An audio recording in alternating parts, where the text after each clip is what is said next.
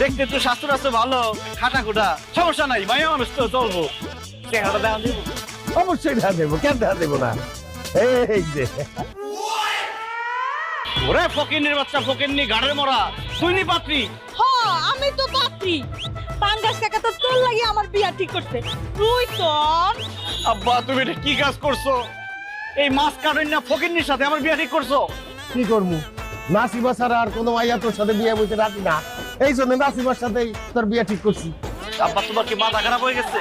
সে বাজারের মধ্যে মাছ কাটে, এরকম একটা বেড়ির সাথে তুমি আমার বিয়া ঠিক করলা কোন আক্কেলে? আরে মাছ কাটলে সমস্যা কি? মনে কর আমাকে ব্যবসার একটা বাইরে গেল, আরে আমরা বাপ বেটা মাছ বিক্রি করলাম আর নাসিমা মাছ কাইটা দিল, মাছ বিক্রির টাকা আর কাটার টাকা দুইটাই আমাকে টাকা গেল। তারপর বাচ্চা কাচ্চা হইলে এখানে একটা ভাতের হোটেল খুলে বমু। আমাকে যে বাচ্চা কাচ্চা হইব ওগুলো মাছ কাটবো আর মাছ বেচবো, মানুষ যে খাইবো এসে ওই মাছ দেবো, তখন আমাকে টাকা পয়সা সব থেকে দেবো। খুব বেশি ভালো হয়ে যায় না? খুব ভালো কথা কইছস তো। চুপ করো।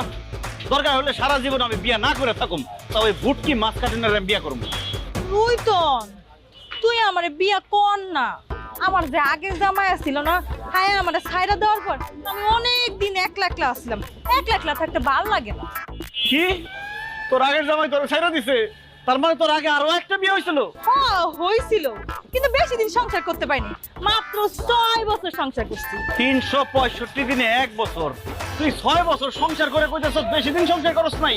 আব্বা ওরে আমার সামনে থেকে সরাও, নাহলে কাঁচা মাছ খাওয়াই ওরে মেরে ফেলাম আমি। এই নাসিমা, তোর যে আগে বিয়ে